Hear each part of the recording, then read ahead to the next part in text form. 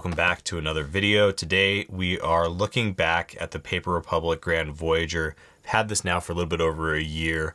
Wanted to talk about how it's held up, how I'm currently using it, everything that's in the mix between other alternatives, Paper Republic's own alternatives like the Lay Portfolio, which I've also been using. Just give you guys sort of like an update on this because I've had a lot of people ask me about Paper Republic, specifically about the Grand Voyager. It is their most affordable, yet still very high premium priced product. And so this video will be reflecting on, was this pocket notebook worth it? Because I bought this with my own money. I'll talk a little bit about how that got started. Paper Republic has since sent me things.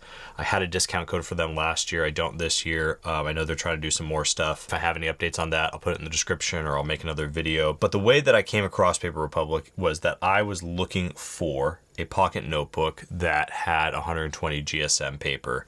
Wanted a leather cover. I had been using a Leuchtturm, one of these A6 pocket notebooks that has like the faux hard leather cover. These are great. I do like these. They have 80 GSM paper though.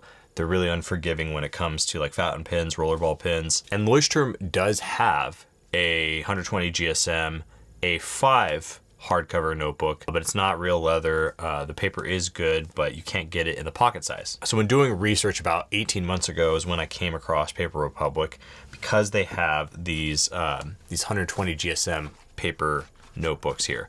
This is the collab that they did with the Dibdal Co. I'll get into a little bit more of that later. So I think it was back in like March or April of 2025.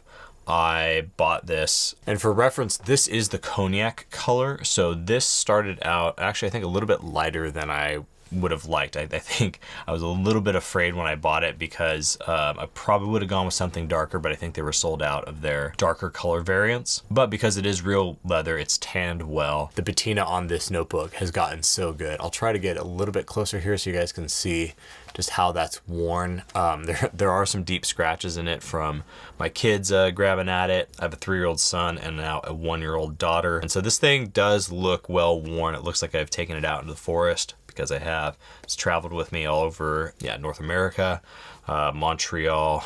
I'll be going to Monterey actually here in a couple weeks, so all over North America. And it has held up well. I did replace this band, not because it broke or anything, but because I wanted to try one of the black bands on there. The sort of like brownish orangish band that this came with just felt like very flat against the cognac.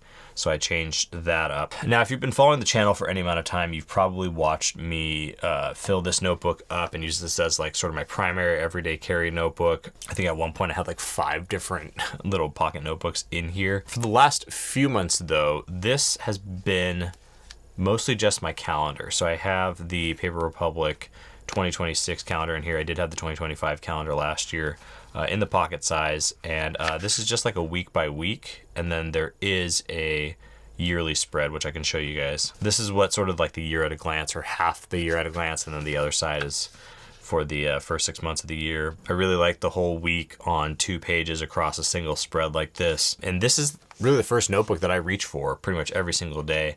I'll plan out my week ahead of time, fill in little gaps and notes, and then I can go back and review sort of what my week looked like. I think if you guys have been following me on Substack, you know I mentioned this. I went out to a coffee shop the other day, didn't take my phone. The coffee shop didn't have power. And it was one of those weird moments where I was like, oh, can I look at my calendar? And if this was me 5 years ago, the answer like would have been no. Like I wouldn't have had any way to pull up my calendar like on my laptop or, another device that doesn't have cellular. But I just had my calendar on there, and it was really nice to just go through and update some notes, put some important dates in, things that have been bumping around in my head. But that has been how I've been using this particular Grand Voyager for the last few months or so. I may still load this out, but I did want to talk about a couple of things that are in the arena with this, because I have used this with field notes. That was one of the things I really liked about the Paper Republic, is it's taller than say like a traveler's notebook.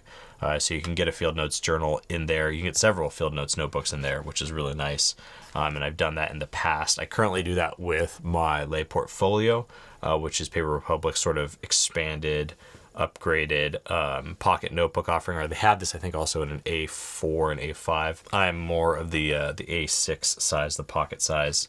But you can definitely stack about half a dozen field notes in one of these. And that was key for me because the 120 GSM paper booklets that you reload these with are not cheap, especially out here in the United States, out in North America.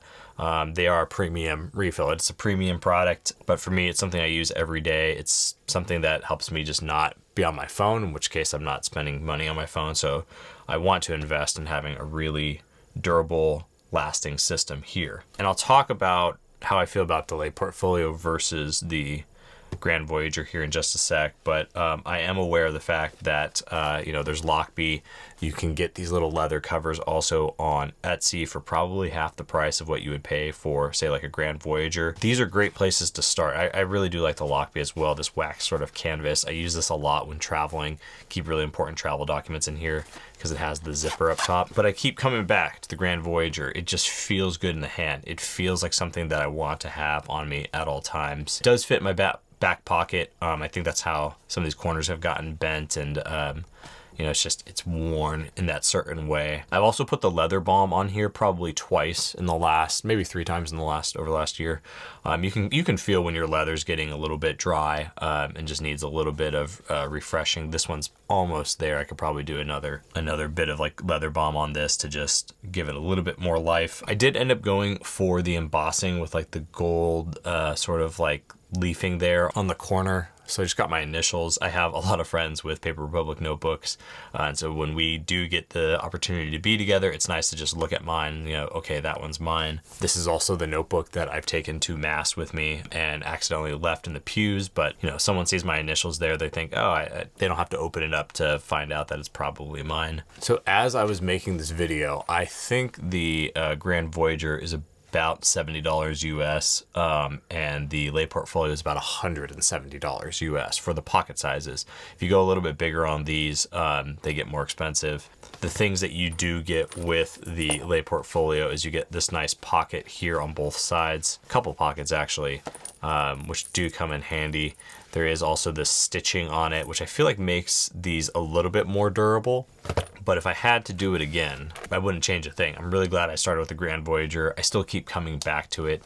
I really do like that it's slimmer because the Lay portfolio has that extra stitching, those extra pockets. It does get a little bit thicker. I do like being able to throw this in a bag very easily, whether that's my sling bag or even just like a back pocket, and having just the least amount of notebook while still being able to carry everything. I feel like that's the success of this particular system. So let me know in the comments down below if you have a Grand Voyager, if you've been using one for a while. Let me know how it's going. Post photos of your patina if you've been using your leather notebooks for some time. With that, I just want to say thank you to everyone who's subscribed to this channel. If you haven't yet, please do so. It does really help me out, and be kind both in life and in the comments below. Like this video to send good vibes across the internet.